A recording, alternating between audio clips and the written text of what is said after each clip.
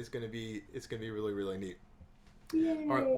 we got a good number of people that are gonna be in that are in the that I can see that have joined. Again, thank you very much. I'm gonna do kind of a quick introduction, and then I'm gonna hand it over to Hillary. Um, I do want to welcome everybody who's kind of here now, and that if you're watching this recording, thank you for taking the time to do that.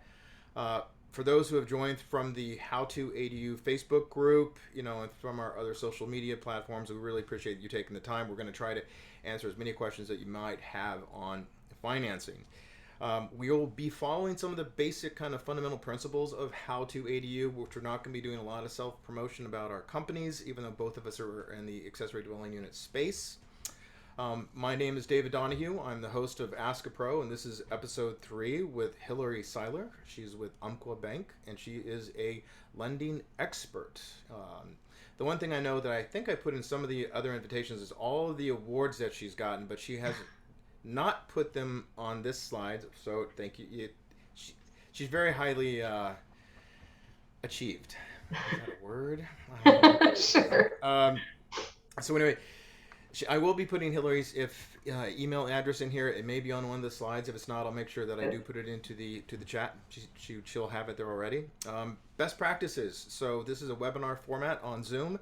On the bottom of the screen, there is going to be a Q&A. If you can put any sort of questions that you might want in there, it'll be easier for either myself or for Hillary to answer them. Feel free to participate in general kind of conversation in the chat if you like that as well.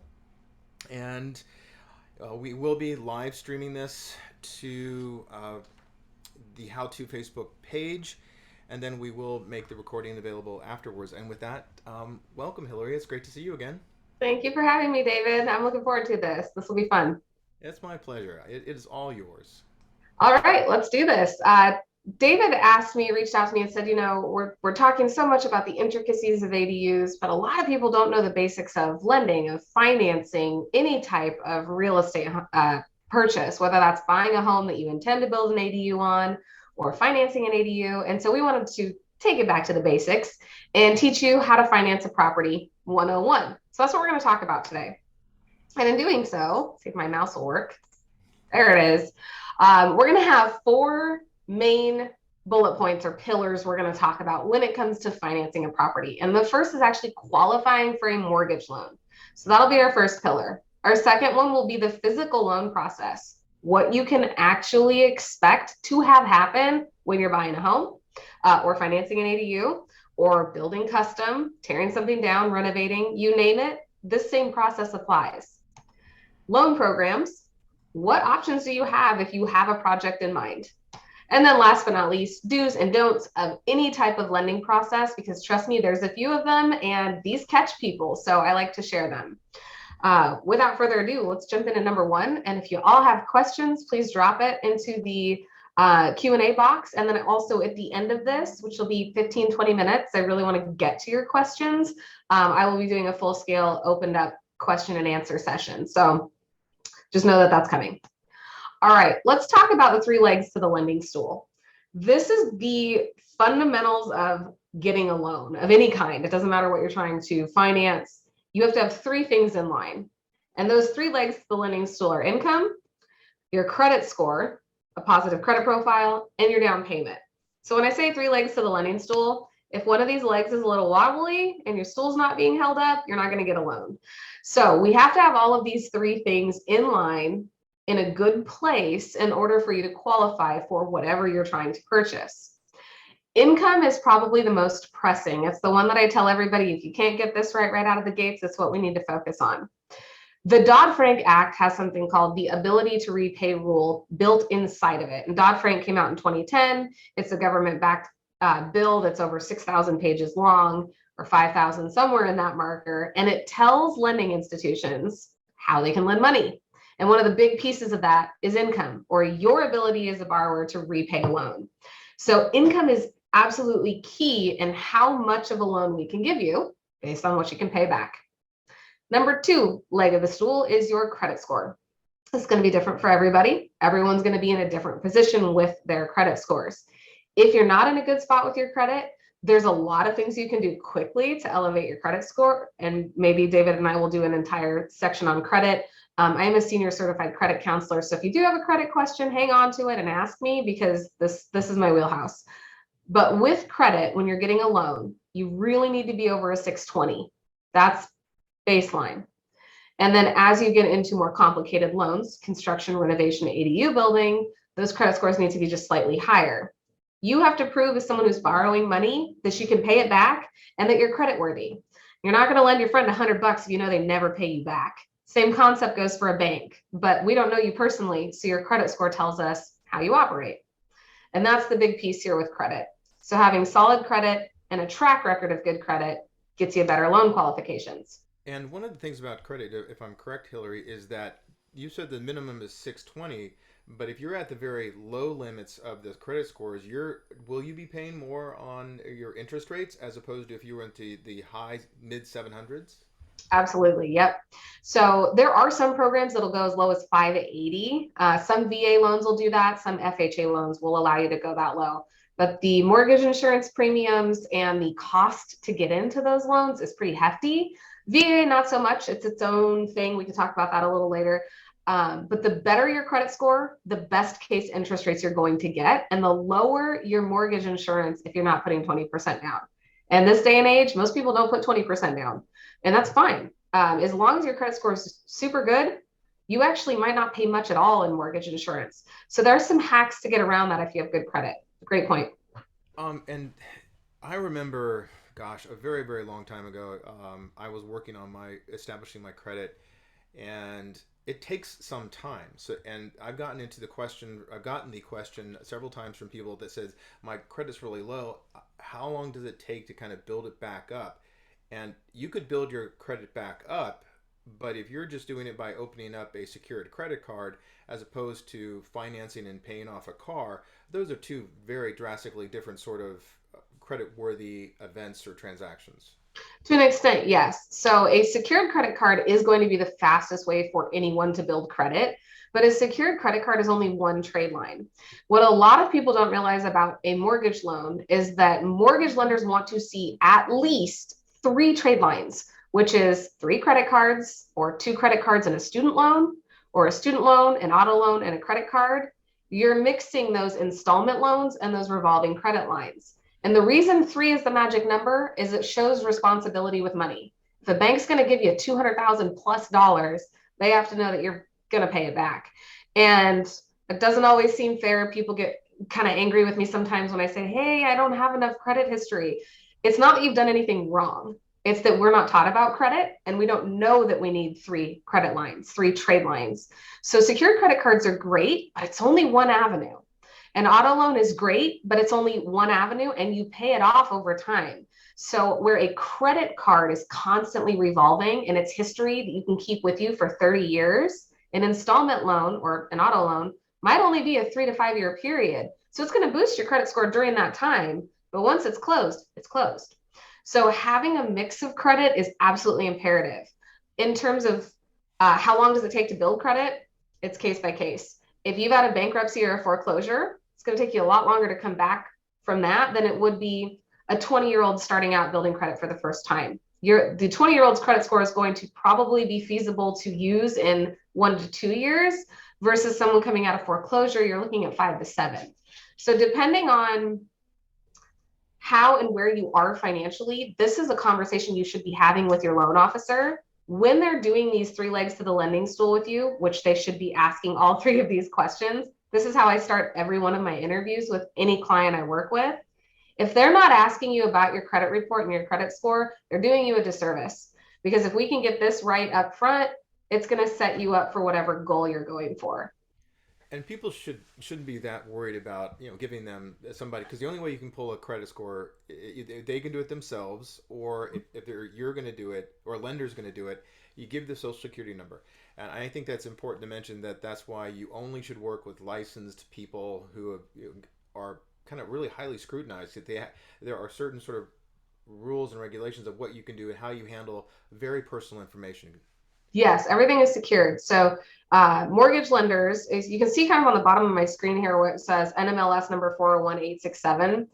Every mortgage lender, a true mortgage lender, whether it's a loan officer or a broker or someone like me who's a hybrid, I broker loans and I originate them for a bank. We have to have an NMLS, National Mortgage Licensing System number. We get fingerprinted, we get background checked. You can pretty much pull up anything on us to make sure that we can't steal your information. This is how we keep it secure. Additionally, I cannot pull your credit until you fill out an application and actually give me consent to pull your report. And so that again also protects you. So when we're asking the questions, can you give me a ballpark credit score? How many trade lines do you have? Have you had a bankruptcy or foreclosure? Please don't be embarrassed to talk to your loan officer about it, because we're going to be some of the only people that say, okay, cool, let's put a game plan into place no matter where you are, and we'll get you where you want to go. But we need to know what's on the report so we can actually give you a timeline. And I think that you've mentioned something that I think that sometimes I've found in my transactions with lenders in the past is that they kind of rush through it. And I really like what you're talking about. Any lender is going to be talking about those three different aspects that you said, the three legs to the stool. legs of the stool, and then kind of walking you through it. So it is a perspective that, you know, the professionals are going to give you. You know, the professionals are going to say, here's what we need to look at first. And Yes. then it's like, okay, you're either off to the races, or there's no problem to say, hey, let's just start to work on some aspects of this, massage it a little bit so we can make it, you know, work as easy as possible. You're going to pay as low of an interest rate as possible and maybe have the lowest down payment. Yeah. And I would say 90% of the people I talk to, when they call me, they're not ready to actually be starting an application to pull the trigger today. We're looking at 3 months, 6 months, 12 months down the line based on their goals. What are they doing? How much money do they need saved? Do they need guidance in that department? And that's what your lender is for. That's why you build a relationship and you work with that person. And it's usually not just 30 days and done. You'll be talking to your lender for a while and going through a lot of different questions. And they're going to have a lot of questions for you. As a lender, I can't assume anything about a person. I have to ask every question, because if I assume incorrectly on a loan application and I put that information to an underwriter and they decline the file, you've lost out on a mortgage because I made an assumption. So you're going to see that mortgage lenders, although we ask you for a DNA sample on your firstborn child on top of everything else, there's a rhyme and reason to it. The last thing that we want to do as professionals is lose a loan for you because we assumed an extra dollar figure in a bank account, or that you worked at a place for X number of years when really you didn't. We've got to have all of that lined up. And that's where this upfront verification starts. And then once you get into the loan process, that's where all the paperwork comes in. And we'll talk about that next. But if you have any questions about credit scores, drop it in the Q&A. We can talk about that a little more. It's always everybody's favorite topic.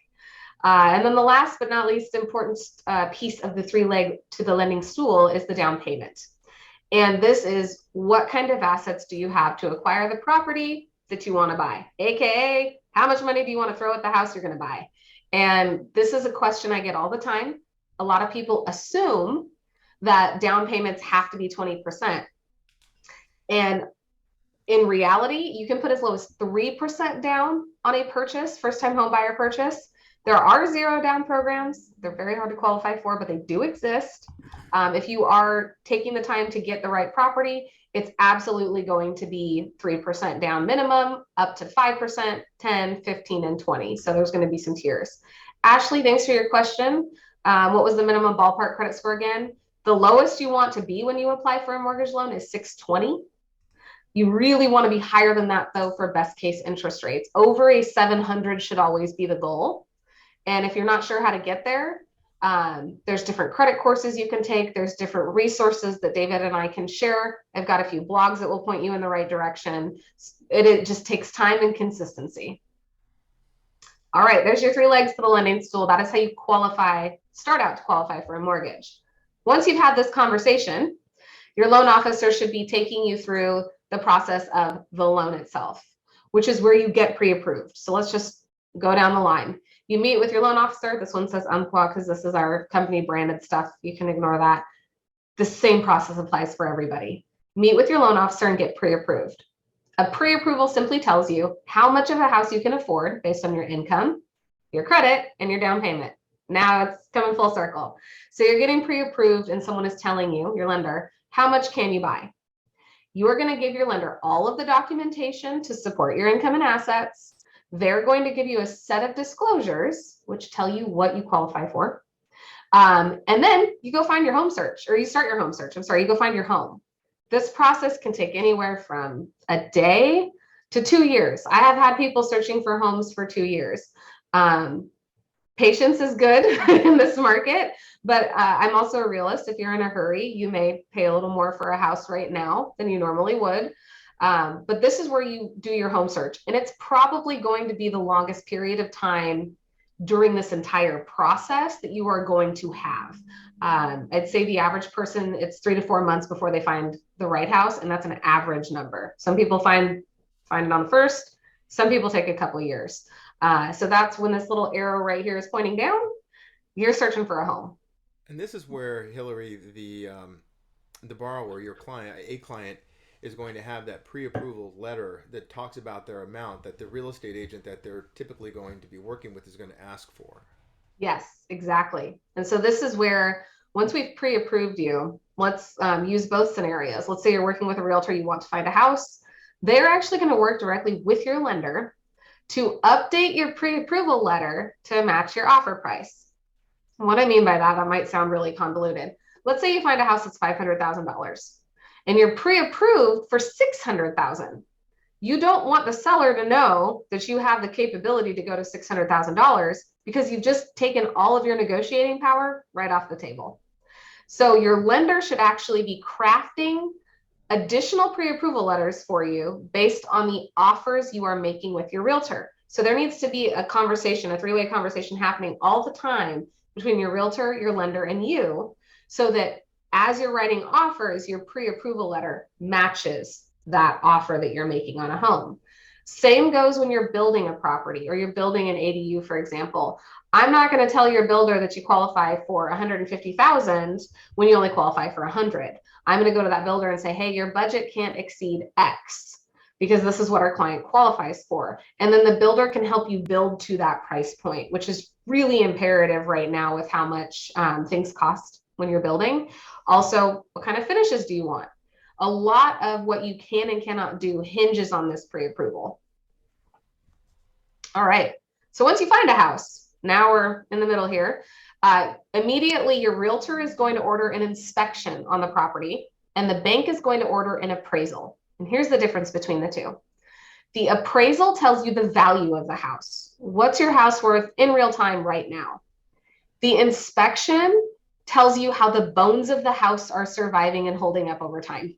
They're looking at foundation, they're looking at mold on walls, they're looking at electricity, plumbing, all of the things that make your house tick. They want to make sure it's working. A lender, myself, I never see the inspection report ever. That's between you and the seller to make sure that there's no major issues with the house. The lender only cares about the appraisal because the appraisal tells us if you're paying fair market value for a property. So we will order the appraisal while your inspection is happening.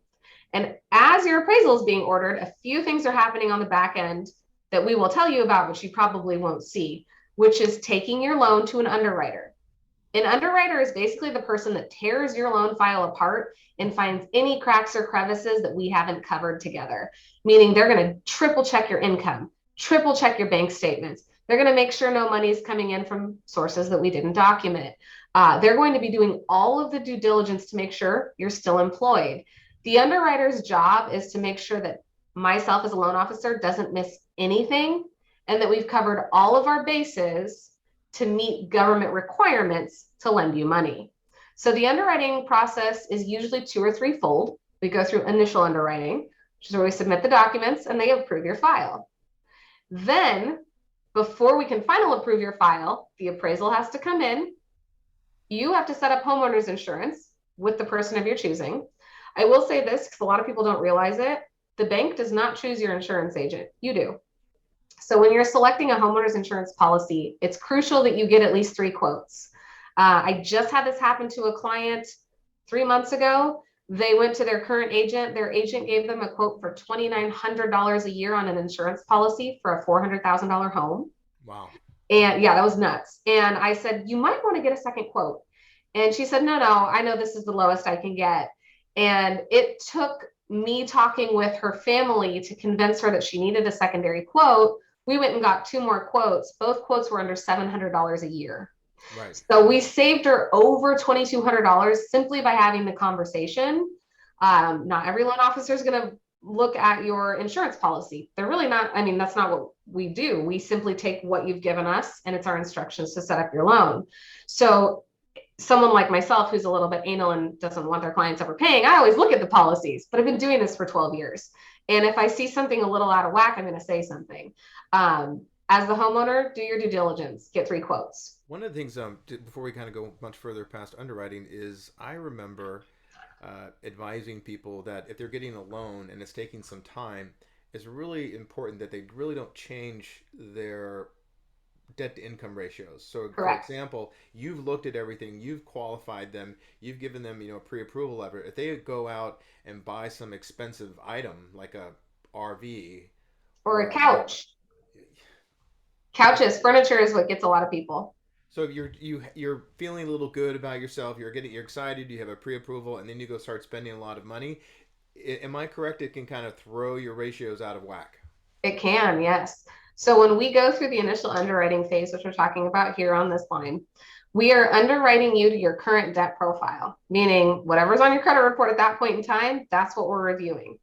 If you go out and buy a $5,000 furniture set and your monthly minimum payment increases, it can actually take away your ability to qualify for a loan. And so in the do's and don'ts section, I'm going to hit that a little harder, but you really don't want to make any changes at all to your financial picture. No purchases out of the ordinary. You can buy your groceries, pay your bills, the normal stuff, because that's consistent with your credit report. But if you go and buy something completely out of the norm and it's way more expensive than you're used to spending on a credit card, not only can it drop your credit score because you're spending outside of your regular means, which can impact your loan, it can also impact your ability to qualify from an income perspective. Because now you're carrying more debt. I have to be able to offset that debt with your income. So when you're in the process of the loan, you really shouldn't make any changes whatsoever. And I just saw a question come through. Not sure if this has come up in conversation, but assuming things go smooth, how long does the process to secure financing take? Great question. 30 to 35 days, typically, from start to finish. And what I mean by start, and thank you for the question, Roger. What I mean by start on that is once you find a home, that's when the 30 to 35 day ticker starts. It's not here with the pre-approval. It's when you enter into contract with the seller of the house, we order the appraisal, and that's when the 30 to 35 day home loan process starts. Now, I'm going to preface this. Every lender is a little different. Some lenders can go a little faster. Some lenders are a little slower. A industry standard is 30 to 35 days. So depending on your situation, if you have a really unique property, I'll give you an example. I had a 4-acre parcel in the middle of Temecula, downtown Temecula, that went up for sale that I was helping somebody with. And there's nothing like it around that house. It took us 45 days to close the transaction because I couldn't find an appraiser who was willing to take it on fast enough. The appraiser said, I need 3 weeks, not 2, to get this done because it's a unique property. So stuff like that will come up, and your loan officer should be conversing with you about this. But the average is 30 to 35 days. All right. Once we go through the underwriting process, your appraisal has been ordered, your insurance agent is selected. The next step, which is these little arrows here, it doesn't have anything on it, is we take your appraisal, all the documents from you, any additional conditions we've collected for the underwriter, and your insurance policy, and we send it back through for one final review. Once final review is done, then the docs will go to the title company. We call it docs to title. This is where we take your full loan package, we send it to our title company, and they put together all of the final fees. They're Switzerland. The title company handles the money. They have no vested interest in the transaction, so they're not going to be doing anything other than handling and shuttling the money between parties. And they handle all of our documents. Let's see. Oh yeah, you bet, Roger. So a title company think of them as Switzerland. They just move the money. And their job is to make sure that every piece of the transaction, from the purchase agreement to your loan documents, are accurate, because we want to make sure nobody's getting something that they didn't sign up for. Then the title company, once all of that is finalized, they will schedule you to sign your final loan documents. They will collect the money, and they will fund. And fund is the magic four-letter F word that we like in Yes. mortgage, because fund means that you have actually taken possession of your property, of your new property, or your funding for your construction loan has kicked in. And that, ladies and gentlemen, is the 30 to 35 day loan process in a nutshell. It is a little bit more down and dirty than that when you're in it, and there's a lot to it, but this really is your 30,000 foot overview. You'll go through each of these steps. So I will let you open it up to questions on this towards the end. I'm going to go through the last few pieces here of our presentation today. These are the loan programs. David had alluded to the fact that different loan programs have different mortgage insurance premiums, and credit score impacts what you qualify for. This is where that comes into play. Conventional loans, which most of us know about, are the easiest to qualify for if you have at least 3% down and a good credit score. They're also the cheapest. We like that. So conventional loans are going to be your best bet if you fit within the mold of a conventional loan, which is a loan amount in most states. California has high income areas, which are a little different than this. But in most states, the conventional loan limits are any loan amount up to $647,200. So if you are borrowing up to that amount, you'll be in a conventional loan. If you borrow over 642 or 647,200, you're in what's called a jumbo loan. So these are the two main categories of available loans in the marketplace for a traditional home purchase, 3% plus down payment, and of course the qualifying credit score and income we've talked about. Now I put FHA and VA on here. VA is a phenomenal program. If anybody is a veteran that's watching this or rewatching the recording, if you have access to a VA loan, absolutely use it. The interest rates are phenomenal. There's no mortgage insurance. The costs are minimal. There's actually a discount on title fees and origination fees. VA loans are solid. FHA loans are the other government-backed loan. And FHA loans are for people with slightly lower credit with 3.5% down on a home purchase. Here's the catch. FHA loans, although fantastic for people with lower credit and it will get you into a home, you're going to have to pay a 1.75% buy-in fee on your loan amount, which means if you're borrowing, let's say $400,000, you're going to pay $8,000 just to get into this loan. And then on top of that, your mortgage insurance is about 3 times higher than a conventional loan. So it's a great option for people whose credit just isn't there, or who has 3.5% down and not perfect stellar credit. So this is, I don't use this program often. I maybe do 5 or 6 of these a year just because it is so expensive. But if you're dying to get into a home and your credit's not great, this is a good option for you.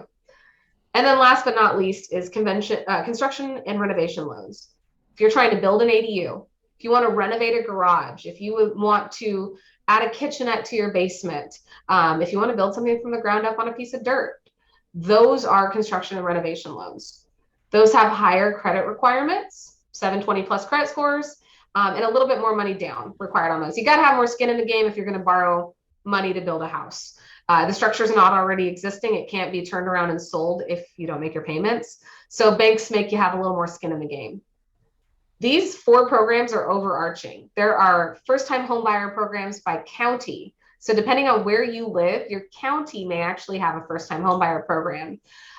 There are green renovation loans, which are super cool, where you can get solar panels and everything else put on your house for next to nothing. But again, depends on where you live, what county you're in, and how much equity stake you currently have in your home. And then last but not least, there are physician loans and what we call portfolio loans that allow people to buy really unique properties, maybe 60 acres of timbered land that you want to put a house on, things like that. So there are more than just these 4, but these are the big primary 4 that everybody starts with. And then what your lender should be doing is filtering you into the right program based on the qualifications you talk about up front. So you have any questions? Go ahead, David. The little bit more exotic ones are like, because I know that we've talked about this in the past, is that you do have the ability, if for, as an example, somebody has a portfolio of properties, and they wanted to, they're all single family residents, they're renting them out, and they want to put an ADU in the back, or they want to, whether it's on the back as a detached or part of it as an attached ADU. there are options that you can help people with that as well too. Or there Oh, are, absolutely. yeah. So even though we're going with the basics, there are a lot of much more detailed, nuanced programs that are out there for people depending on what your situation is. And that's what I think a lot of the folks that are out there making a lot of money, kind of really moving and grooving, is they're really leveraging what they have as their assets to try to kind of expand upon that. And again, I think the key Mhm. is, whatever your mortgage is going to be, your rents are going to be above that, and you're using that to kind of, add to your wealth and kind of build things up. I think that the construction loans and the HELOCs, are great for HELOCs are a people good who one. are putting something in the back. We're a lot of people are doing that when they're thinking about what they need for a parent or a child. And we're seeing a lot of people like, okay, David, I'm gonna need something to do. I need to pay for this. I need to put my parent back there, and I need to do it pretty quick. And pretty quick in these transactions is under a year, and Yeah, that's 3 to 6 months. I've seen people try to do it in 3 to 6 months. yeah. You and to get it, to get something built from scratch, it's really hard to do. But thank you for that. I'll let you continue on. I think it's great. Like David's saying, there's so many little nuanced programs, little nichey places you can take it. And the most important piece, if you leave with anything, is you should be having the upfront conversation about the lending stool. What are the 3 things you qualify for? And then what's your project goal? What are you trying to actually do? And as you're talking to your lender and we're uncovering what you're trying to accomplish, that should put us in a position to actually help you determine if there's a program or refer you to someone else for those types of loans. So that's an option. And then Rob, you'd asked, can construction loans be based on the final value of the property? Yes, they are. Absolutely. So a construction loan takes into account what the property will be worth when it's done. And the way that it's valued, the way that the loan process takes us into account is during the appraisal. So we are going to get from someone like David a full set of plans, a full scope of work, materials breakdown, and a cost estimate. So all the things that are going to tell me how much your project, whether it's an ADU or a renovation or an ADU renovation or a custom build from the ground up, what are you building? Those specs and those plans are going to tell me exactly what that is because it tells me materials, square footage, where the house is going, everything. I take that to an appraiser and the appraiser looks at it and gives me a final value. They actually say, yes, based on what this person is building in this area on this lot, here's what the value is in real time today. And as a lender, we take that and lend on it. So great question. And to kind of follow up on what the good question that Rob asked is, in Burbank where I'm at, ADUs are not typically appraising for what the value, what they cost. Mm-hmm. Ours is going to be, when we're all said and done, it's going to be 250,000 to 275,000 for a 1 bedroom, 1 bath at 734 square feet. Just kind of final price is going to be dependent on what kind of cabinets and countertops my wife wants. But then if you look at an appraisal, may not necessarily appraise, and so in that event, is it true that they're moving in to see how much equity is in the primary house? Correct. Yep. If you're looking at a construction loan, it's not taking into account just the ADU or just the main home. When you're building an ADU on your property, the ADU is considered part of the main home, one tax lot. Not that they do have separate values because a detached square footage has different value than a main home square footage. But think about your piece of land. We're not splitting your land. Your land is still what it is. We are looking at the value of the entire project. And that's what we base it on. So you could have $800,000 of equity in your primary home, and we're leveraging that to help you build your ADU. You might also not appraise for where you want to be. That happens with ADUs. I've had it happen before. And at that point, we look at how much equity do you have? If you have at least 10% equity, we can usually make something work on the finished value. If not, sometimes we have to go back to the drawing board, or we push the project off a year and let the client save up more money. Or another option, I've had people sell additional properties that they've had. I mean, there's a million ways we could go with it. I won't give you every scenario. But those are conversations we should be having.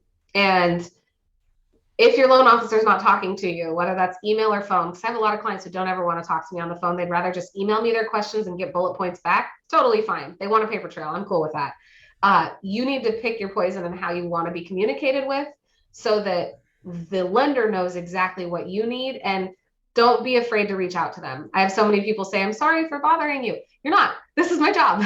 Please bother me. I need to know what's happening. So these types of things are going to be hiccups in the ADU process or construction loan process, but it's not something that can't be overcome. All right. Last but not least, the do's and don'ts. This is our last slide before Q&As. I know this is a lot of info, so I'm just going to break it down, the do's and then the don'ts. And if you have questions, let me know. Job changes. So for the do's, please let your loan officer know if you change jobs, because if you change jobs and they've qualified you on a certain income level and that income level changes, so does your pre-qualification. So do talk to your loan officer about any type of income change. If you get a rental property, for example, that is an income change. If you buy a property and don't tell your loan officer that you're in contract for a rental, or you've recently started receiving rental income, that is a change. So please make sure you're having those open dialogues. Do number two, protect your credit score. When I say that, I mean, make sure that you either freeze your credit report or have a monitoring service, and then educate yourself on what might impact your credit score during the loan process. David alluded to it earlier. Don't take out extra loans. Don't buy things out of the ordinary. It can absolutely ruin your ability to qualify for a loan. I have had people lose their loan at the closing table. In 12 years of doing this, I think I've had 4 clients who we could not close a loan for. One gentleman lost his job 2 days before closing. Couldn't do anything about that. He no longer had income. I had another gentleman buy a big F-150 truck 4 days before closing. We did the final credit check. Sure enough, he had an $85,000 loan on his credit report and disqualified him for his mortgage. So this does, it happens. It really, it's 4 times to me, which still breaks my heart to this day. But it happens. So ask the question before you spend the money, just because you do not want to lose out on the house because you have the urge to buy a boat. That was another one. And then keep all of your bank records. The Patriot Act requires us as lenders to track every penny of your money in your bank accounts. We have to make sure that there's no fraudulent money coming in and out. 99% of us would never even think to provide fraudulent bank statements, but I've had that happen too. And our job is to make sure that all of the money coming into and out of your bank accounts is tracked, because we have to prove to the federal government that there's no fraud. And that's part of the do. Do keep your bank records. Do provide all your transaction histories, because we're going to ask for them. And then ask questions along the way. You're probably sick of me saying that. I can't tell you how many times questions have saved transactions. No matter what you're buying, ask questions if you're unsure, because we only do this a few times in our lives, most of us, and we don't know what we don't know. So if you're unsure, ask the question. The don'ts: don't make any large purchases, appliances, jewelry, cars, etc. We've pretty much hammered that one home. Don't co-sign for anyone else's loan. You may think, oh, I'm co-signing, I'm not responsible. If you co-sign for someone else's loan, you're responsible for that debt, which means I have to qualify it on your loan. So your income has to qualify your debt, plus your family member's debt, and any credit cards you have. So mortgage, co-sign loans, and then your actual credit profile. Don't co-sign while you're in the process of applying. And Hillary, that's one of the things where I in the 20 years that I've been doing this, have seen some of the most kind of heartbreaking things, is where a parent co-signed for a child, and it's just kind of pulled their credit down so much, and that you just have it breaks your heart to say you shouldn't do it for a child. I mean, if they can't do it on their own, you really got to ask yourself, what are the ramifications for you and for the years that you could be affected by it. Right, because if you're co-signing for a 30-year mortgage, technically speaking, you're not a co-signer, you're a co-applicant, because mortgage loans don't recognize co-signers, they recognize co-applicants. I've had a few parents co-sign or co-apply with their children over the course of my 12 years of doing this, and I always ask them the question: are you going to be making any purchases in the next 10 years that you're going to need this money for? Because this mortgage loan is going to impact your income. And 9 times out of 10, the parents are aware of it. They understand what's happening. Kids are going to refi them off once they get to a point where they can. I totally get that. But just understanding that if you co-sign for anything at any time, that is, you are assuming someone else's debt. And if they don't pay it, the creditors are going to come to you for it. So it's just making sure that you're not putting yourself in a bad situation, especially while you're trying to purchase a house or build a home. Don't get any new loans or consolidate credit cards. A lot of people are like, why not consolidate credit cards? I'm lowering my monthly payment. When you have a credit consolidation company pull your credit, that actually impacts your score. Also, it changes your debt profile when they start paying a bunch of things off and putting it into a new loan. So if you're trying to consolidate anything, do it before you apply for your mortgage. Let your credit report sit for 60 to 90 days and then come back to your lender, because you want to get all the consolidations done, everything paid off, and allow your credit score to slowly rebound before you have someone else pull it. And then last but not least, do not change jobs. Now, if you are going to change jobs, and people do this, I have it happen about 5 times a year, you get a job offer you can't pass up. As long as I have an offer letter from the person that you will be working for, and your termination date is within 2 weeks of taking on that new job, you're fine, because that shows consistency. But if you take 3 months off of work just for no reason, that can actually impact your ability to qualify for a loan, because we have to prove why you weren't working. Now, acceptable reasons not to work: injured, workman's comp. If you had a child and you're stay at home with your child, it doesn't matter if you're mom or dad. If you are staying home raising a child, that is a valid reason not to be at work. If you have a disabled parent, that is a reason to be at home, not at work. Now, when you apply for a loan, after or during that process, whoever you're applying with has to qualify for the loan. But if you have gone back to work after an extended leave of absence, you have to have 6 months of income with your current W-2 employer. If you are self-employed, you must have 2 years of income on tax returns before a lender can use it. So income, that was my first bullet point. That was there for a reason. Income drives everything that we do. So if you have a question about your income, that should be the first thing you're talking to your loan officer about when qualifying for a property. So that is my summation. That's it. That's where we're at. Now we are ready for the Q&A. And I will just go to the next screen so you guys have my contact information in case you'd like to reach out. This would be good for people to kind of do a screenshot of it. So if you want to save it, that'd be great. Also, too, depending on how you came to this webinar, you can always kind of reach out to me, and I'll be very happy to provide it as well, too. So I do have some questions. Sure. Things that have kind of come up during things that you and I have talked about with episode number 1, and then things that kind of come up that I think might be a little bit more all-encompassing. Mm-hmm. So one of those is, this is typically for traditionally built. Let's say it's an ADU. You're going to be building an ADU and you want to get a construction loan, or you want to get a HELOC, and you can do the renos, correct? Oh, yeah. So those 3 are going to be for UBC, Uniform Building Code, California Building Code, Title 24 compliant, stick-built, traditional ADUs, the construction loan, the renos, but not the HELOC. If you went to a HELOC and you're just doing a home equity line of credit, just pulling cash out, you could go get something that's not, stick built. Yeah, you can get anything you want and put it on the property. Whether you can sell it or not is a different story, but that takes me into the next part, which I think is kind of financing, because people, for those of you who are here and that you may be watching this, there are a lot of companies that are out there offering a lot of different products. And I really like to tell people, and I advocate, and I get really kind of nerdy into this, and I call it Title 24, which is it's the energy compliant part of the state of California building codes. But it kind of categorizes, stick built. And it also complies with local jurisdiction. So I call it Title 24. That's a traditionally built ADU. right. That's one. We're talking about that. The other one is Title 25. It's a HUD.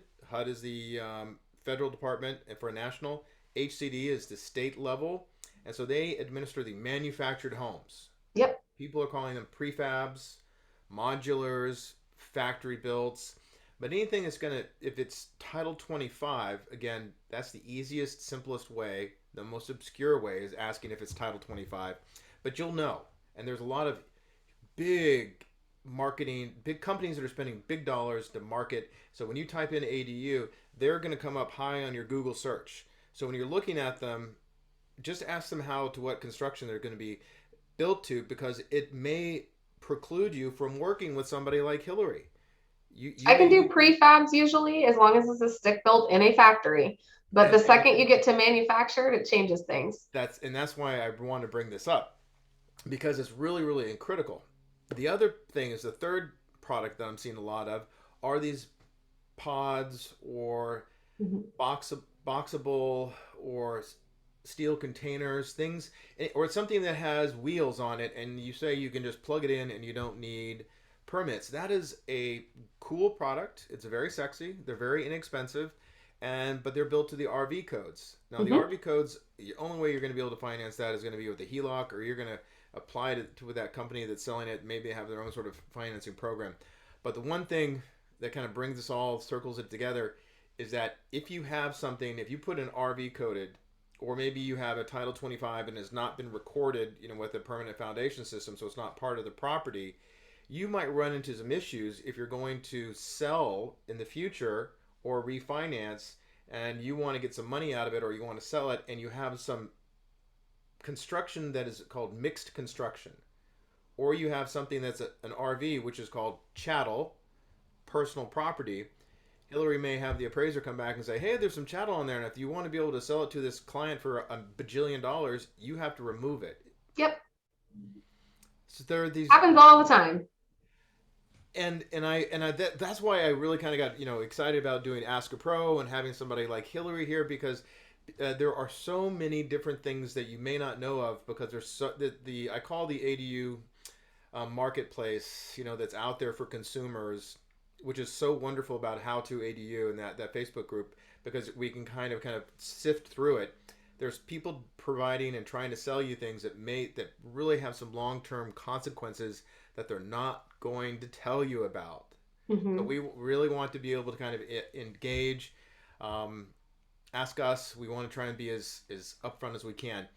Jose had a question. It's like, if you can Yeah, I saw co-sign it with here. someone, and how long do you have to wait to remove yourself from the loan? And it depends on, great question, Jose. It depends on the type of loan and it depends on why you co-sign for them.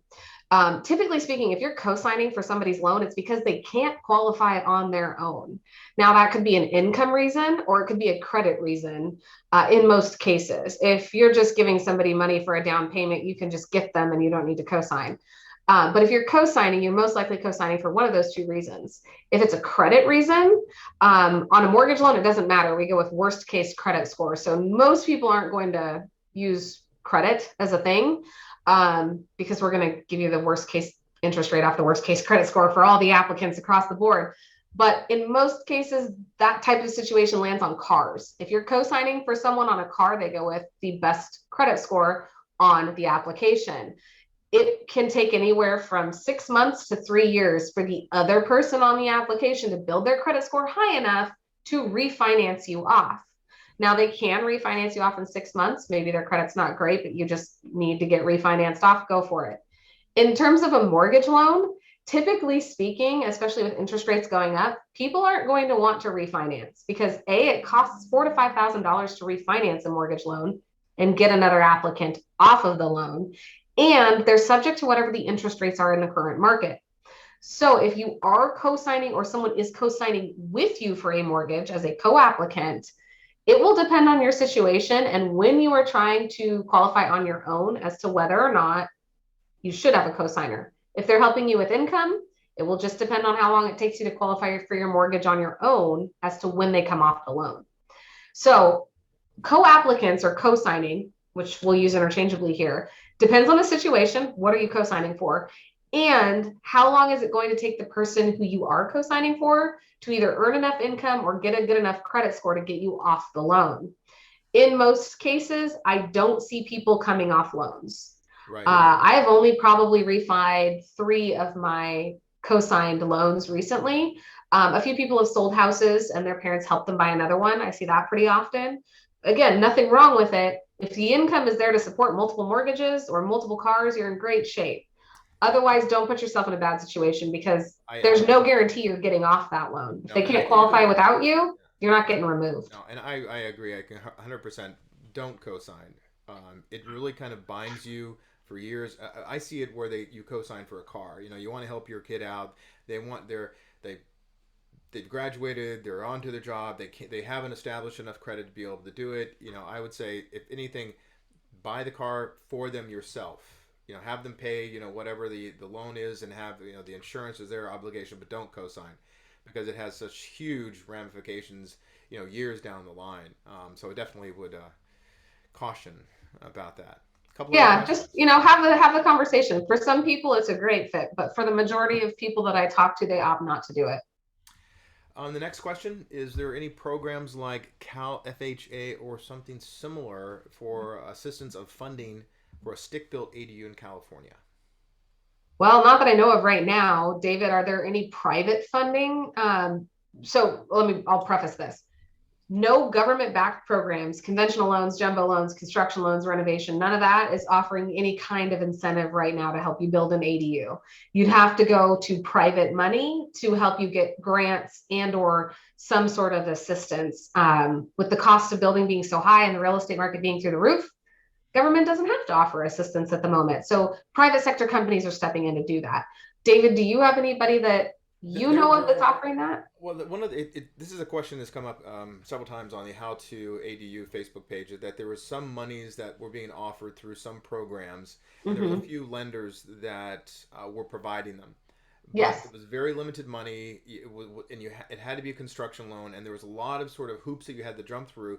So and I think as they first launched it, um, there was another company that was in it, but then they pulled right back out of it because Mm-hmm. it was like maybe $50,000 grant, but It's then not very all of much the other money. sort of things that you had to do to be eligible for it. You had to do a construction loan, and then you Mm-hmm. had to refinance your entire project. So for Okay. my opinion, it was very cumbersome, and Yeah. it was an overreach, and they didn't. It sounds like a bond program, like a state sponsored bond program. There's a lot of those out there. Yeah. They're not ADU specific though. Those are single family home, first time home buyer specific programs. There's a lot of those. Every county has different ones, but ADU specific ones, not that I know of. You might be able to find a lender, like David said, who's got some sort of access to grant money. But then you're going to have to qualify for that grant money. And that can be as it comes available because there are releases of grants throughout the year. Um, but again, you'd have to do a little hunting on that. At the current moment, Umpqua is not doing anything in terms of grants for ADUs that we have access to. I have a question that just popped into my head. Mhm. Borrowing money from your 401k. Oh What's yeah, that's common, very common. People do it all the time.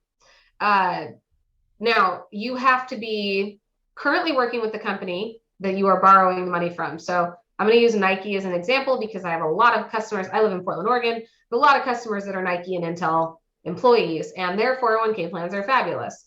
Um, a Nike employee can borrow up to a certain percentage of their 401k balance at a low interest rate because they're borrowing against their own money and use that money as either a down payment or, if they have enough, money to fund their ADU. Once the ADU is done, they can take out a home equity line, do a cash out refinance, so on and so forth to pay back their 401k, or they simply pay it back over time. Um, Depends on what the terms of your 401k plan are, and every term is different. So if you do have a healthy 401k balance and it's easy access to money for you, you need to go to the 401k plan terms with your HR team at whatever company you work for, and they will tell you what you can borrow, what that balance would be, and what the interest rate is. And they'll even give you a term sheet. They'll tell you how much your monthly payment is going to be, how much it's going to pull from your paycheck to pay that loan back. They'll give you all of the terms. I've never seen one company do it the same as the other. So it's absolutely an option. You're borrowing against your own money, which is great. right? There's no penalty for borrowing against your 401k. Just make sure that you're not leaving your company in 6 to 12 months because then that balance comes due. So just understand your terms. But if you have a great 401k with a company like Nike or Intel, you're probably not going to be leaving anyway. But I don't see that really brought up as an option, and so I wanted to kind of bring it up Yeah. before we kind of concluded here at 4 o'clock. The last, not the last thing. Oh, I had a question for you, and I just totally forgot it. Um, I remembered it. If you were, I ran out of money. How and I all need the to get time. a loan. I didn't. My project's 250, and all I have is 200. Hillary, can you help me? We've already started building. No, I've already started. Contractors are already broken ground. I have the everything's done except for the interior finishes. you are not going to find a lender in the greater United States who's going to willingly take on that project. Some lenders will make an exception as a construction loan to come in halfway through a project. Uh, I will put an exception in for you. The last 15 exceptions I've requested on situations just like this one, David, have been declined, because it's very rare that a lender wants to come in halfway through a build and protect the asset, make sure no builder liens go on it. 'Cause we don't know what's been happening on this project. We haven't been there for disbursements. We don't know who's been paid. We don't know where the money's gone, which means, technically speaking, any subcontractors that have worked on that property can lien the house. The builder, the GC, can lien the house if the clients haven't paid them. There's a lot of risk affiliated with breaking ground when your loan is not in place. So if you're thinking about doing an ADU or building a house or renovating or any of it, get your financing done first. It puts you and your builder in a better position. I've had to send a lot of clients to hard money lenders to get their projects done, or they take out credit cards at 19% interest and just try to get it done as Right. fast as they can. It's just not worth the risk. Save Right. yourself the headache. Take the extra 2 months to get your financing lined up correctly. You might find a conventional lender who will help you given your very specific situation, but why run yourself through the stress of that and build up credit debt for no reason? And be I know very everyone's in a rush, but take the 2 months to get it right with your builder and get your financing in take the order before you time. break ground. Don't try to skimp it. And then Mhm. give you if you I don't. It's just me. Give yourself a little bit of a buffer of some Yes. time because Yes. we are in very interesting times with inflation, with jobs taking longer because they're built because they just don't have the employees or they get sick. There's so many factors that you really want to kind of look at this, as I say, very conservatively. So just don't try to skimp on it. Um, we are at 4 o'clock. Hillary, wonderful presentation. Everybody who's still here, thank you very much for hanging in for this 1 hour as we really covered a lot of information. Even though it's the basics, we it it's very there's a lot of density to it. There's a lot of Yeah. things, a lot of nuances. Um, Lenders like Hillary, you know, are going to be able to kind of take you through it, and I think they're going to really be worth everything. So find somebody you feel comfortable with. Yes. With that, Hillary, let's do it again sometime in the future. I think this is always exciting to have you on Ask a Pro. And with that, we're going to be out. So everybody, have a great rest of your day. Thank y'all. Okay, take care. Bye bye.